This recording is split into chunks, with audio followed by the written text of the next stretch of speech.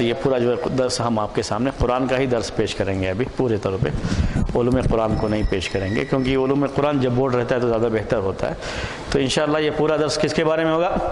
قرآن ہی کے بارے میں ہوگا۔ تو ہم نے اس سے پہلے آپ کے سامنے قرآن کے درس کے تعلق سے باتیں گی، تو اب چونکہ ہم درس شروع کر رہے ہیں تو پورے اس کے ساتھ شروع کریں گے۔ ان الحمد للہ نحمدہ ونستعینہ ونستغفرہ ونعوذ باللہ من شرور انفسنا ومن سیئات اعمالنا من یہدہ اللہ فلا مضل له ومن یضللہ فلا ہادی له واشهد ان لا الہ الا اللہ واشهد ان محمدا عبدہ ورسولہ یا ایہا الذین آمنوا اتقوا اللہ حق تقاته ولا تموتن الا وانتم مسلمون یا ایہا الناس اتقوا ربکم الذی خلقکم من نفس واحدہ وخلق منها زوجها وبث منهما رجالا كثيرا ونساء واتقوا الله الذي تساءلون به والارحام ان الله كان عليكم رقيبا يا ايها الذين آمنوا اتقوا الله وقولوا قولا سديدا يصلح لكم اعمالكم ويغفر لكم ذنوبكم ومن يطع الله ورسوله فقد فاز فوزا عظيما اما بعد فان خير الحديث كتاب الله وخير الهدي هدي محمد صلى الله عليه وسلم وشر الامور محدثاتها وكل محدثة بدعة وكل بدعة ضلالة وكل ضلالة في النار۔ محترم بھائیو، رمضان کے مہینے کے یہ آخری دن ہیں، آخری عشرے، آخری 10 دن جو ہوتے ہیں اس میں ہم اس وقت ہیں، اور قرآن چونکہ اسی آخری عشرے یا آخری 10 دن کی راتوں میں سے کسی رات میں نازل کیا گیا ہے، اور زیادہ یہ اس کے بارے میں یہی ہے کہ طاق راتوں میں سے کسی رات میں نازل کیا گیا ہے۔ آج صبح میں عجیب سا کچھ احساس ہوا کہ جیسے آج رات جو گزری ہے وہی شب قدر تھی یا لیلۃ القدر تھی، کچھ اسی طرح کا انداز اللہ کے رسول صلی اللہ علیہ وسلم کے زمانے میں بھی ہوا تھا ایک مرتبہ، تو ویسا ہی کچھ لگا رات میں کہ جو ہے رات جو گزری ہے ویسا ہی کچھ انداز ہو رہا تھا۔ تو میں آپ سے یہ کہہ رہا تھا کہ چونکہ یہ پورا معاملہ قرآن سے ہی تعلق رکھتا ہے تو قرآن کی ہی تفسیر انشاءاللہ ہم اس درس میں کریں گے۔ سورہ فاتحہ کے بارے میں بات آپ کے سامنے آئی تھی۔ سورہ فاتحہ کے بعد سورہ بقرہ ہے، سورہ بقرہ ہے، سورہ بقرہ ہے۔ لوگ کہتے ہیں اسلام کے تعلق سے کہ اسلام میں جانوروں سے محبت کرنا یہ نہیں سکھایا جاتا۔ یہ لوگ بڑے جو ہے ظالم قسم کے ہوتے ہیں جو جانوروں کو ذبح کرتے ہیں۔ آپ سنتے رہتے ہیں اس طرح کے کہ جانوروں کو ذبح کرتے ہیں، اس کا گوشت کھاتے ہیں، بڑا ظلم کرتے ہیں اس کے اوپر۔ لیکن کتنی اہمیت دی ہے اسلام نے جانوروں کو۔ اگر آپ قرآن کی سورتوں کے نام دیکھیں گے تو بہت سی سورتوں کے نام جانوروں کے اوپر ہے۔ یہ سورۃ البقرہ ہے۔ اس کے علاوہ جانور، پرندے جو بھی یا چھوٹے چھوٹے کیڑے، سب کے بارے میں سورہ نمل چیونٹی کے بارے میں، سورہ نحل شہد کی مکھی کے بارے میں، ہنی بی جو، اور سورہ انعام پورے طریقے سے چوپایوں کے بارے میں، اور اس میں خاص طریقے سے 4 قسم کے آتے ہیں چوپائے، ویسے وہ عام چوپایوں کے لیے بھی استعمال کرتے ہیں 4 پیر والے۔ سورہ انعام پورے کے پورے ویسے، اور سورہ فیل، سورہ عنکبوت۔ سورتوں کے نام دیکھیے کیا حال ہے اس میں۔ سورتوں کے نام ایسے ہی، اصل سورتوں کے نام جو رکھے جاتے ہیں اس میں کوئی لفظ آتا ہے۔ بقرہ کا لفظ یہ سورہ بقرہ میں شروع میں نہیں آیا ہے، بیچ میں آیا ہے، یعنی ایسا بھی نہیں بالکل شروع میں آیا ہے تو نام رکھ دیا گیا۔ اور ہم یہ بھی مانتے ہیں، علوم قرآن میں جو ہم نے پڑھا اس کے لحاظ سے ہم یہ بھی مانتے ہیں کہ یہ نام بھی ہم نے اپنی طرف سے نہیں رکھا ہے بلکہ اسی دور میں رکھا گیا۔ اللہ کے رسول صلی اللہ علیہ وسلم نے سورتوں کی تفسیر بتائی ہے، سورتوں کے نام بتائے ہیں اپنے صحابہ کو۔ اللہ کے رسول صلی اللہ علیہ وسلم نے ان کے سامنے یہ چیزیں رکھی ہیں، تو سورۃ البقرہ نام رکھا گیا۔ حالانکہ بقرہ شروع میں نہیں آیا بلکہ بہت بعد میں آیا ہوا ہے، یہ نام اس سورہ کا رکھا گیا ہے۔ اور بعض لوگوں کے یہاں یہ ہے کہ سورۃ البقرہ نہیں کہا جائے گا، سورۃ البقرہ نہیں۔ امام بخاری رحمۃ اللہ علیہ کے دور میں یہ بات آئی تھی اور ان کے سامنے اس طرح کی چیزیں آئیں کہ سورۃ البقرہ نہیں کہیں گے، کیونکہ سورۃ البقرہ کا معنی کیا ہوگا؟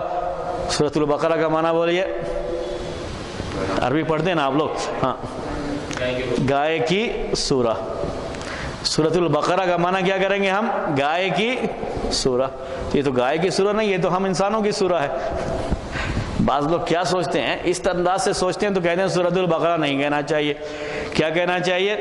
السورۃ التی تذکر فیہا البقرۃ، یعنی اس کا نام کیا ہونا چاہیے کہ وہ سورہ جس میں گائے کا ذکر کیا گیا ہے. السورۃ التی ذکرت فیہا البقرۃ، سورۃ البقرہ نہیں کہیں گے. یہ انداز بھی بعض لوگوں کا ہے.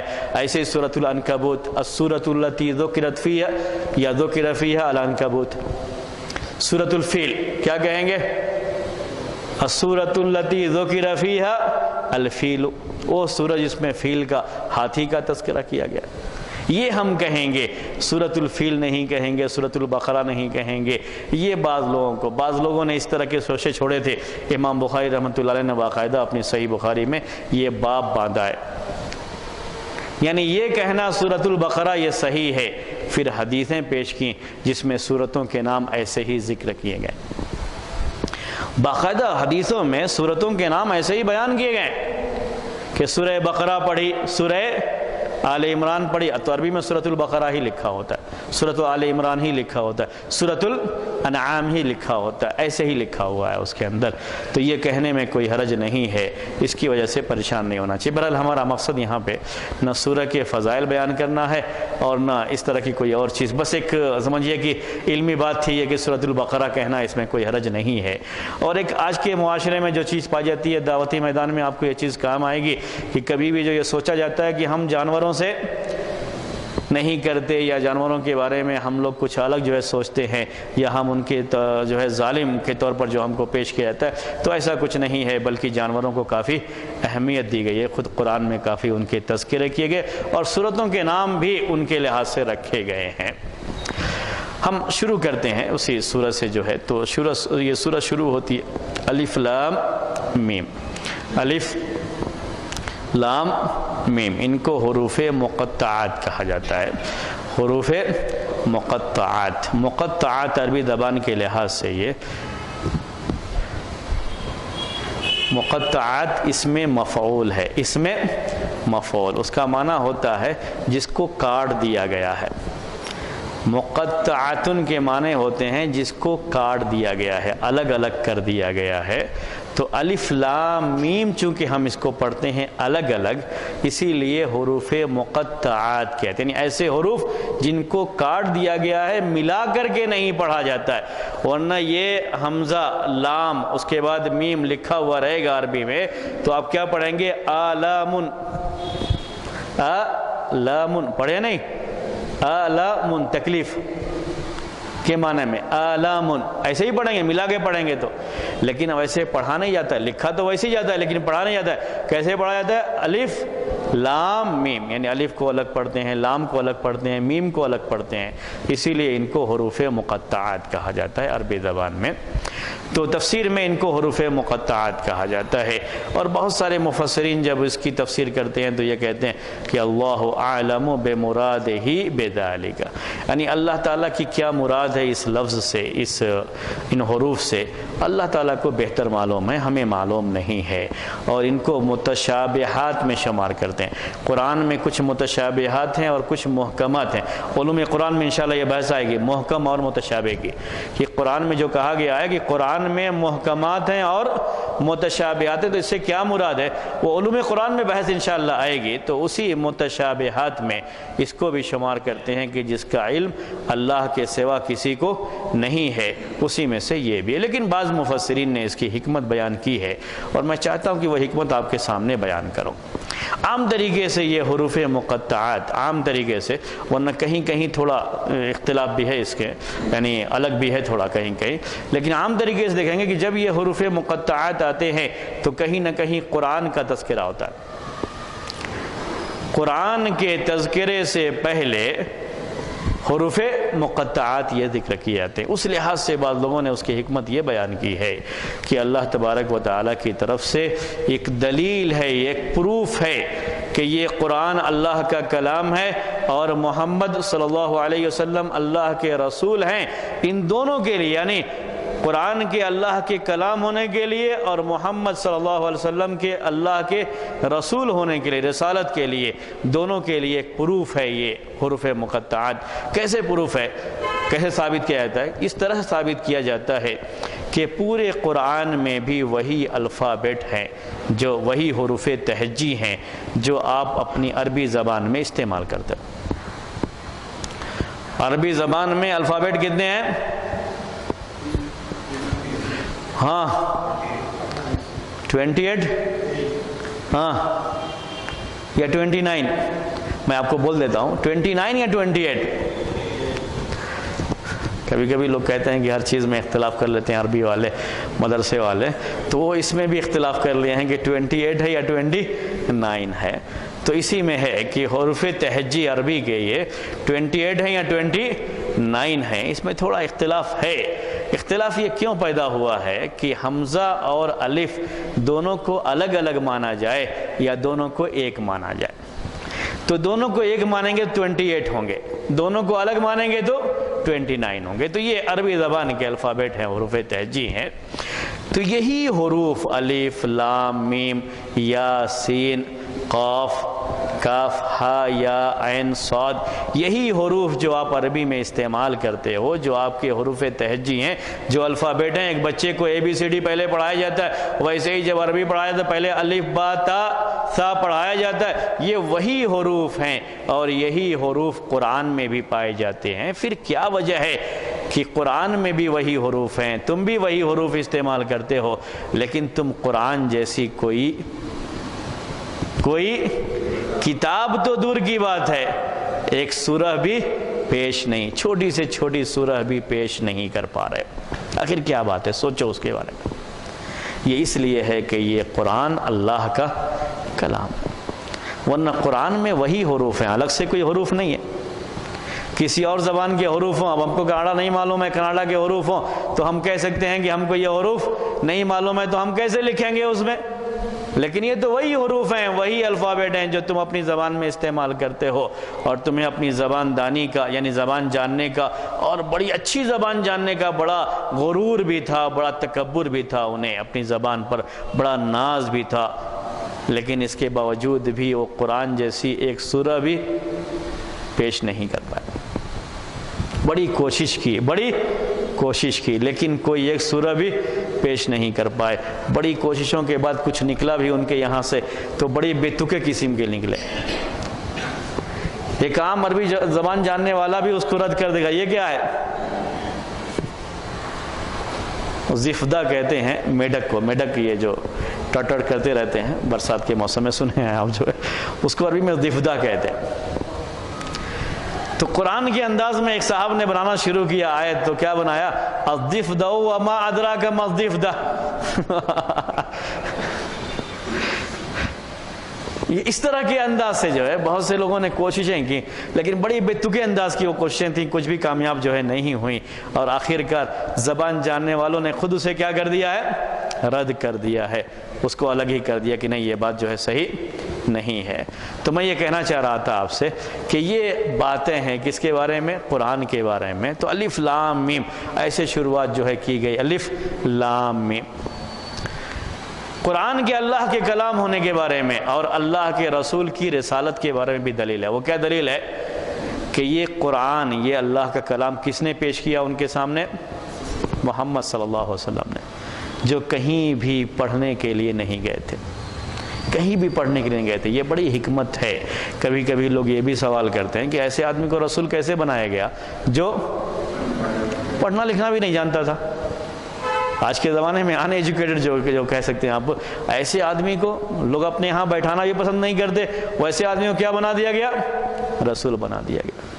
کیونکہ ایسے آدمی کو رسول بنانے سے رسالت کا ثبوت ہوتا ہے، رسالت کے لیے ایک پروف ہوتا ہے۔ کیونکہ اللہ کے رسول صلی اللہ علیہ وسلم کو جو معجزہ، سب سے بڑا معجزہ دیا گیا، وہ کوئی دیکھنے کی چیز نہیں تھی، بلکہ یہ قرآن ہے، اللہ کا کلام ہے۔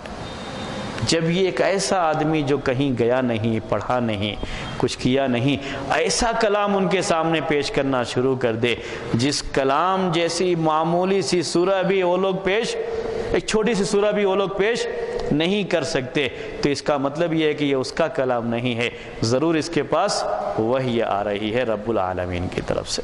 تو دلیل ہے اسی کے اندر الف لام میم میں اللہ کے رسول صلی اللہ علیہ وسلم کی رسالت کی بھی، اور دلیل ہے کسی طریقے سے اللہ تبارک و تعالی کے کلام ہونے کی کہ یہ کلام اللہ کا کلام ہے، یہ کتاب اللہ کا کلام ہے، کوئی اور چیز نہیں ہے۔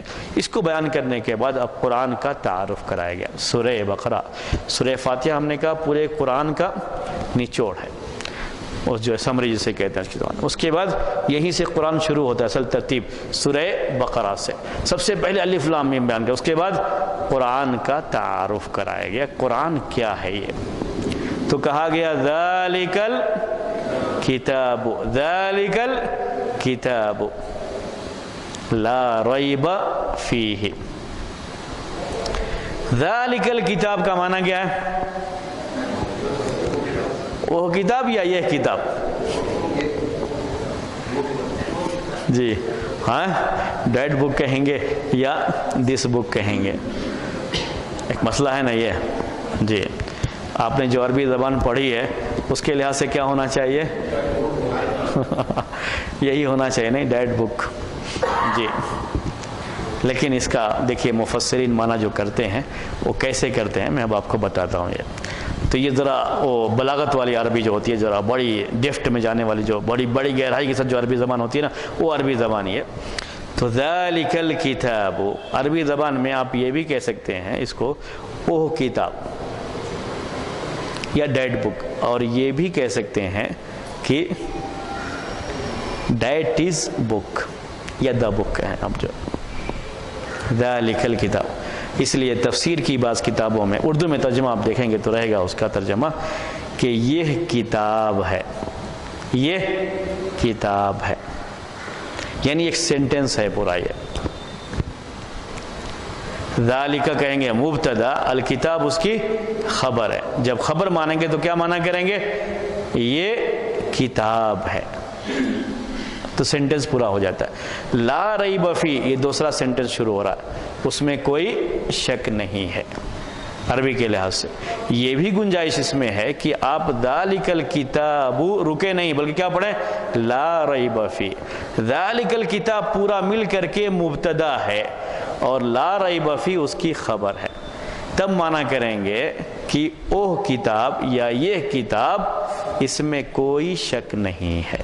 ایک سینٹنس ہوا ابھی، پورا ایک سینٹنس یہاں تک ہوتا ہے۔ ورنہ یہ بھی ہے، بعض مفسرین نے ایسے ہی کیا، ذالک الکتاب ایک سینٹنس ہے، لا ریب فی ایک سینٹنس ہے، ھدی للمتقین ایسے، یہ سب اسی کے الگ الگ جو ہے یہ بات۔ ابھی ایک اور جو ہے ترتیب ہے وہ بھی بیان کروں، اس سے پہلے آپ کو یہ سمجھا دوں کہ یہ مسئلہ ہے اپنی جگہ پر۔ مجھے انگلش کے ترجمے کے بارے میں نہیں معلوم، لیکن اردو میں آپ جب اٹھائیں گے ترجمہ تو یہی لکھا رہے گا یہ کتاب یا یہ کتاب ہے، دو میں سے کوئی ترجمہ لکھا رہے گا۔ یہ کتاب اس میں کوئی شک نہیں ہے، یا یہ ترجمہ لکھا رہے گا کہ یہ کتاب ہے اس میں کوئی شک نہیں ہے، یہی لکھا رہے گا آپ کو۔ اب وہ انگلش میں دس سے ترجمہ کرتے ہیں ڈیٹ سے، مجھے پتہ نہیں ہے، آپ ترجمے میں دیکھ لیجئے گا، ہاں دس سے کرتے ہیں جی۔ تو اب جب دس سے ترجمہ کرتے ہیں تو اب سوال آتا ہے کہ ڈیٹ آپ نے پڑھا عربی میں دروس اللغہ میں کہ ذالک کا معنی کیا ہوتے ہیں؟ ڈیٹ کے ہوتے ہیں، تو پھر یہاں دس سے معنی کیوں کرتے ہیں اس کا؟ ذالک الکتاب، یہ تو ذالک آیا ہوا ہے، تو جو ہے دس سے معنی نہیں کرنا چاہیے، ڈیٹ سے معنی کرنا چاہیے، یہ سے معنی نہیں کرنا چاہیے، اوہ سے معنی کرنا چاہیے۔ یہ سوال آتا ہے، مفسرین نے اس کے کئی جواب دیے ہیں جو آپ سب جو ہے آپ سب کے لیے اس میں ایک علمی نقطہ ہے، وہ سمجھنے میں بڑا اچھا لگتا ہے اور پڑھنے میں بھی بڑا اچھا لگے گا اس کے بعد جب آپ پڑھیں گے۔ تو یہ کہا جاتا ہے کہ کبھی کوئی چیز آپ سے بہت قریب ہے لیکن اس کا مرتبہ بہت اونچا ہے، اس کا جو مرتبہ ہے، مقام ہے، وہ بہت اونچا ہے، آپ کے درمیان ہے، آپ کے بیچ میں ہے، لیکن اپنے مرتبے کے لحاظ سے بہت اونچا ہے، تو ایسی چیز کی طرف اشارہ کرنا ہو تو بھی ذالک استعمال کرتے ہیں، جو ہونے کے لحاظ سے تو ہمارے قریب ہے لیکن مرتبے کے لحاظ سے ہم سے بہت اوپر ہے۔ اس کے مرتبے کی اونچائی کو بتانے کے لیے بجائے بجائے قریب کا اشارہ استعمال کرنے کے کون سا اشارہ استعمال کرتے ہیں؟ دور کا اشارہ، لیکن ہوتا وہ قریب ہے۔ تو قرآن تو قریب ہے، اللہ کا یہ کلام لوگوں سے قریب ہے، جس وقت کہا جا رہا ہے یہ مدینے میں یہ نازل ہوا ہے، جو قرآن نازل ہو چکا ہے اس کے بارے میں کہا گیا ان سے قریب ہے، تو کہا گیا ذالک الکتاب۔ کس لیے کہا گیا؟ قرآن کی عظمت کو بتانے کے لیے۔ اسی لیے کہتے ہیں کہ ترجمے میں ساری باتیں نہیں آتی ہیں، اچھی طرح سے عربی زبان سیکھ لیں گے تو قرآن پڑھنے کا مزہ آپ کو کچھ اور آئے گا، اور صرف ترجمے سے پڑھیں گے تو وہ مزہ نہیں آتا۔ تو ذالک الکتاب، یہ کتاب ہے یا یہ کتاب ہم جو پڑھتے ہیں، تو یہ معنی ذالکہ کیوں کرتے ہیں کہ ذالکہ میں قریب کے لیے اشارہ کیا گیا ہے، لیکن ذالکہ کیوں استعمال کیا گیا ہے؟ قرآن کی عظمت کو بیان کرنے کے لیے۔ تو اللہ تعالیٰ نے جب اپنی کتاب کا تعارف کرایا تو سب سے پہلے کیا کہا؟ یہ انتہائی عظیم کتاب ہے۔ کوئی عام کتاب نہ سوچ لے، کوئی عام کتاب نہ سوچ لیں، بلکہ انتہائی عظیم کتاب ہے۔ ذالک الکتاب، یہ انتہائی، اس کی عظمت کو بتانے کے لیے ذالک استعمال کیا گیا، اس لیے اس کا معنی بہتر یہی ہے کہ ہم کیا کریں؟ یہ انتہائی عظیم کتاب ہے، بڑے اونچے مقام کی کیوں نہ ہو، اس لیے کہ یہ اللہ کا کلام ہے، اور جیسے اللہ کی ذات ویسے ہی اللہ کی صفات، اللہ کی ذات بڑی اعلیٰ ہے، بڑی عظیم ہے، ایسے ہی اللہ تعالیٰ کی صفات بھی بڑی عظیم ہیں۔ اور کلام قرآن، یہ اللہ کا کلام، اللہ کا کلام ہونے کے لحاظ سے بڑی عظیم کتاب ہے یہ قرآن۔ تو سب سے پہلے اس کے تعارف میں یہ بات کہی گئی، ذالک الکتاب۔ مفسرین نے ایک بات یہ کہی، اور اردو میں ترجمہ اسی لحاظ سے کیا جاتا ہے۔ ایک دوسری بات بعض مفسرین کی یہ ہے کہ یہ ذالکہ اپنی جگہ پر ہی استعمال کیا گیا، یعنی دور کا ہی اشارہ ہے۔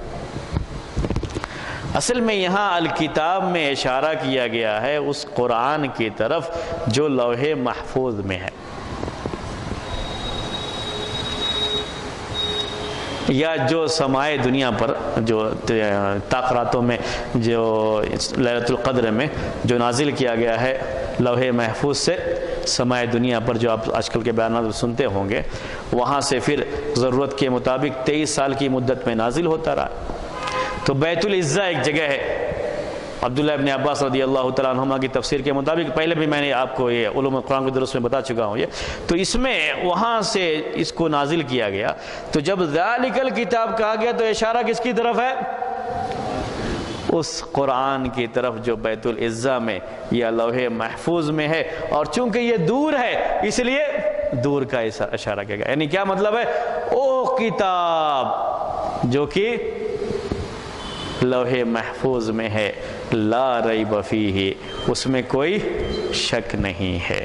تو اس میں ذالکہ اپنی جگہ پر ہے، یعنی دور کا اشارہ ہی استعمال کیا گیا۔ یہ دو معنی میں نے بیان کیا آپ کو، مفسرین کے دونوں معنی ہیں۔ اب بتائیے دونوں میں سے بہتر کون سا لگتا ہے آپ کو؟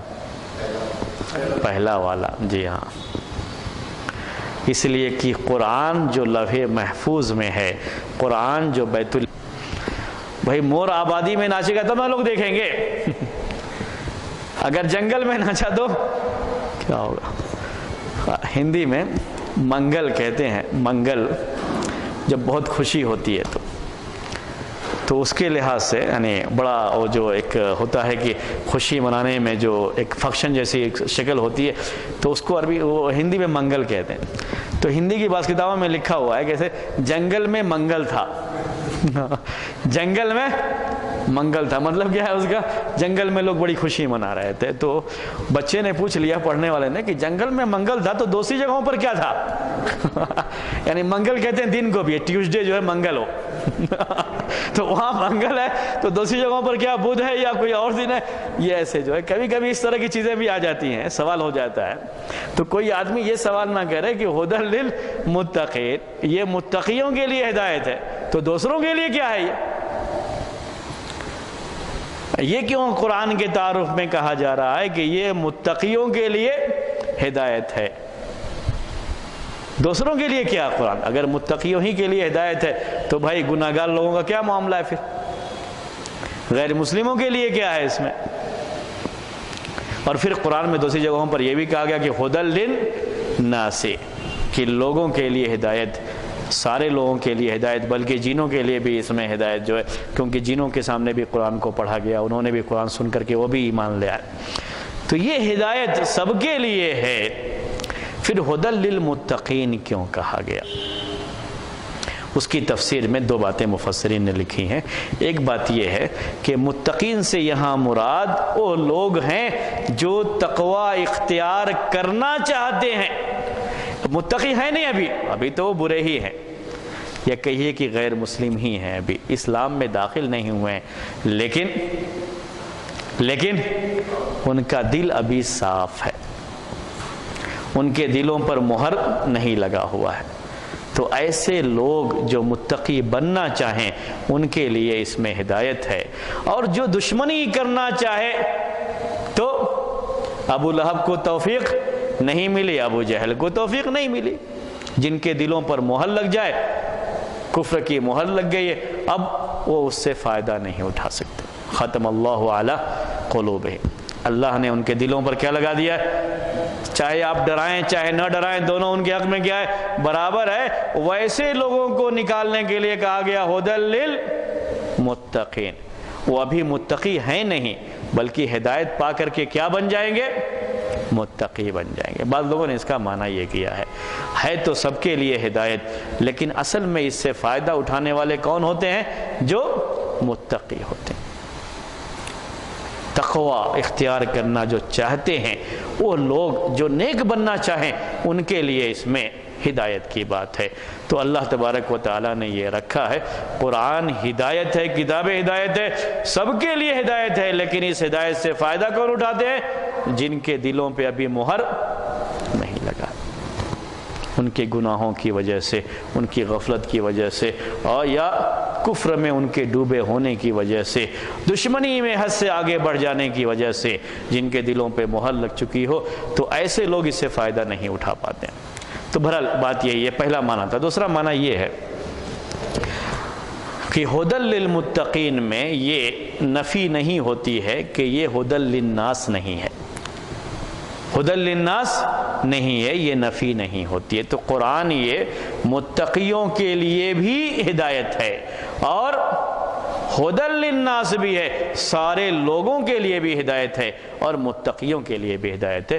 قرآن سب کے لیے ہدایت ہے، تو متقیوں کے لیے ہدایت ہے کہنے سے یہ لازم نہیں آتا ہے کہ دوسروں کے لیے یہ ہدایت کا سبب نہیں بنتا یا ہدایت کی چیز نہیں ہے، یہ بات جو ہے نہیں ہوتی ہے۔ یہ دونوں معنی جو اس کے اندر کیے جاتے ہیں۔ ھدی للمتقین، متقی کسے کہتے ہیں یہ ایک لمبی بحث، اس کو فی الحال ہم چھوڑ دیں گے۔ ہم چاہتے ہیں کہ شروع کی جو آیتیں ہیں وہ آپ کے سامنے آ جائیں۔ الذین، متقی یا تقوی کے بارے میں آپ تو خطبوں وغیرہ میں سنتے رہتے ہیں نا، تو اس طرح کی باتیں ہم یہاں تفسیر جب کرتے ہیں تو بیان نہیں کرتے۔ الذین یؤمنون بالغیب، متقی لوگ کون ہیں، ان کی صفت بیان کی گئی۔ تو سب سے پہلی صفت کیا ہے کہ وہ لوگ جو غیب پر ایمان رکھتے ہیں۔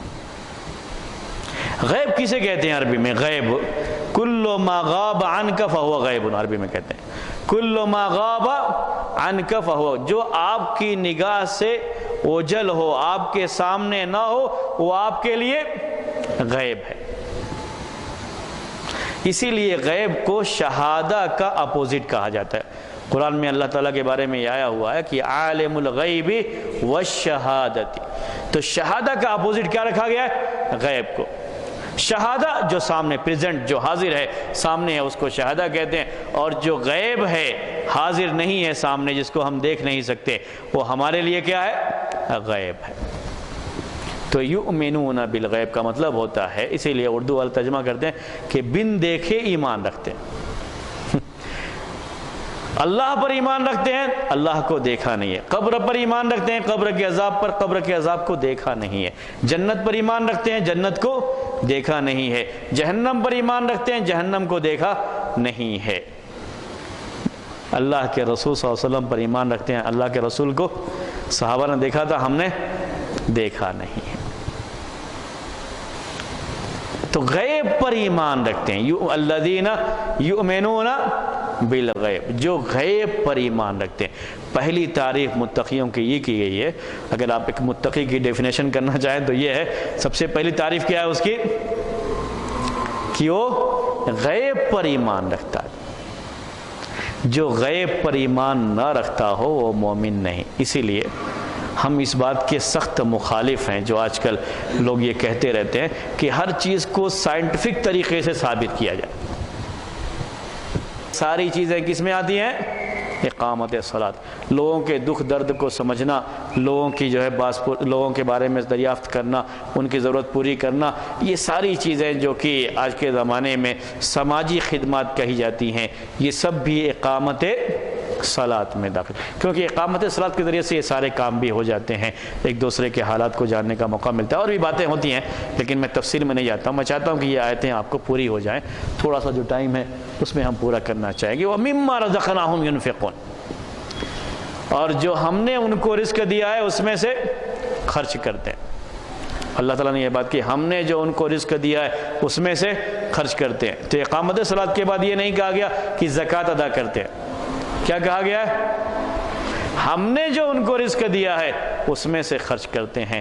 اس کے اندر دیکھیں کتنے معنی پیدا ہوتے ہیں صرف یہ کہنے کی وجہ سے۔ سب سے پہلی بات کہ خرچ کرنے والے کو ہمیشہ یہ سمجھنا چاہیے کہ اس کا اپنا مال نہیں خرچ کر رہا ہے بلکہ اللہ کا دیا ہوا۔ تو اللہ تعالیٰ نے یہ نہیں کہا کہ وَمِنْ أَمْوَالِهِمْ يُنْفِقُونَ، اور اپنے مال میں سے خرچ کرتے ہیں، یہ نہیں کہا، کیا کہا؟ وَمِمَّا رَزَقْنَاهُمْ يُنْفِقُونَ، ہم نے جو ان کو رزق دیا ہے اس میں سے خرچ کرتے ہیں۔ تو خرچ کرنے والے کو ہمیشہ یہی سوچنا چاہیے کہ اللہ کا رزق خرچ کر رہا ہے، اپنا مال نہیں خرچ کر رہا ہے۔ یہ اردو والے کبھی کبھی کچھ چیزیں ہوتی ہیں جب یہ کوئی غلط طریقے سے استعمال کرتے کہتے تمہارے باپ کا ہے یہ، یعنی کہ اپنی ملکیت ہو تو آدمی کا انداز کچھ اور ہوتا ہے۔ جب یہ صحیح تصور خرچ کرنے میں آ جاتا ہے کہ یہ سوچے کہ اللہ کا مال خرچ کر رہا ہے، اللہ کا دیا ہوا خرچ کر رہا ہے، تو اس سے دو فائدے ہوتے ہیں، اور بڑے اہم فائدے ہیں دونوں۔ یہ ایک فائدہ یہ ہوتا ہے کہ کبھی بھی خرچ کرنے پر اسے تکبر نہیں آئے گا۔ بعض لوگوں کو تقوی کا بھی غرور ہو جاتا ہے، گھمنڈ آ جاتا ہے، بڑے متقی ہیں، اتنا اللہ کے راستے میں خرچ کرتے ہیں، تو اللہ کے راستے میں خرچ کیا، اس کا کوئی غرور نہیں ہے۔ کیوں نہیں آئے گا؟ کیونکہ اپنا نہیں خرچ کیا، کس کا خرچ کیا ہے؟ اللہ کا خرچ کیا، اللہ نے جو رزق دیا تھا اس میں سے خرچ کیا۔ دوسری بات جو دوسرا اہم فائدہ ہے وہ یہ ہے اس کے ذریعے سے کہ کبھی بھی کوئی شخص خرچ کرتا ہے، جس پر خرچ کرتا ہے، اس کو اپنے سے کم نہیں سمجھے گا،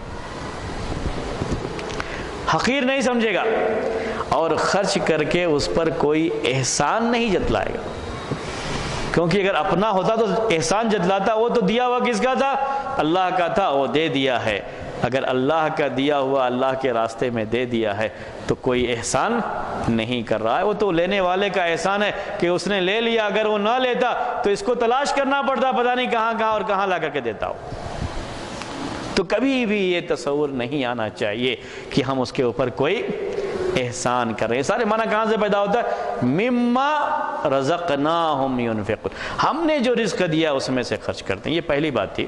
دوسری بات یہ اس میں کہ مما کہا اللہ تبارک و تعالیٰ نے، مما یہ من ہے اور ما ہے، تو من حرف جر آپ سنتے رہتے ہیں، عربی میں پڑھتے ہیں تو من حرف جر، وہی حرف جر ہے، یہ ما ہے، اس کے بعد اس میں موصول کہتے ہیں اس کو۔ اور من کو یہاں کہا جاتا ہے کہ یہ تبعید کے لیے، من میں کئی معنی پائے جاتے ہیں، اس میں سے ایک معنی تبعید کا ہوتا ہے۔ تبعید کا مطلب تھوڑا حصہ بتانے کے لیے آتا ہے، کسی چیز کا تھوڑا حصہ بتانے کے لیے من کو استعمال کیا جاتا ہے۔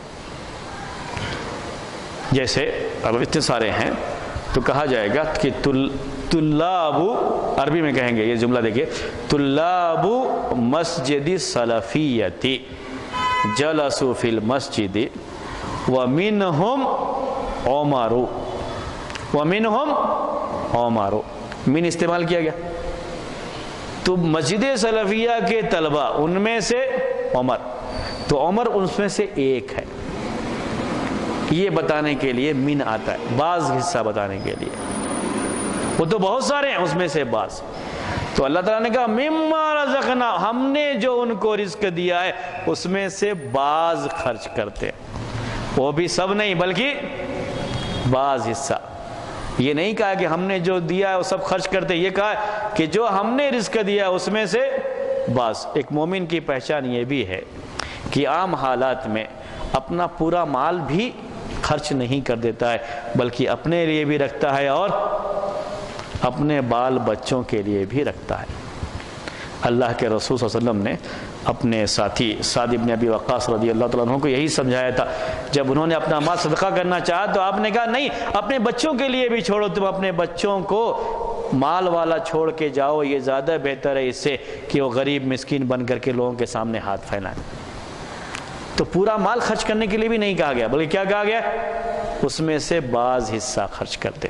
تیسرا پہلو اس میں کیا ہے کہ اللہ تعالیٰ نے یہ نہیں کہا ہے کہ ہم نے جو ان کو مال دیا ہے اس میں سے خرچ کرتے ہیں، بلکہ یہ کہا ہے کہ ہم نے جو ان کو رزق دیا ہے اس میں سے خرچ کرتے ہیں۔ اور رزق عربی زبان میں صرف مال ہی کو نہیں کہتے، قرآن میں یا حدیث میں جو یہ لفظ آتا ہے تو صرف مال کو ہی نہیں کہتے، اللہ نے جو صلاحیت ہم کو دے رکھی ہے، جو ہنر دے رکھا ہے، یہ سب بھی اللہ کا رزق ہے، اللہ نے ہم کو دیا ہے۔ کسی کو علم دیا ہے، کسی کو ہنر دیا ہے، کسی کو کوئی اور صلاحیت دی ہے، یہ ساری صلاحیتیں جو اللہ نے دے رکھی ہیں اس میں سے دوسروں پر بھی خرچ ہونا چاہیے۔ کسی کے پاس علم ہے تو دوسروں کو وہ علم پہنچانا چاہیے، اس کو خرچ کرنا چاہیے، اس علم کو بھی جمع کر کے رکھیں گے تو برباد ہو جائے، کوئی فائدہ نہیں ہوگا اس سے۔ ہنر ہے، اپنا ہنر اپنے ساتھ قبر میں لے کے جانا نہیں ہے، بلکہ کسی کو سکھانا ہے، دوسروں کو سکھا کر کے جانا ہے، وہ خرچ کرنا ہوتا ہے اس کا۔ یہاں تک کہ رزق کا لفظ اولاد کے لیے بھی استعمال ہوتا ہے۔ بعض دعائیں ہیں جب آپ اس کو پڑھیں گے تو اولاد کے لیے کیا لفظ استعمال کیا گیا ہے؟ رزق کا۔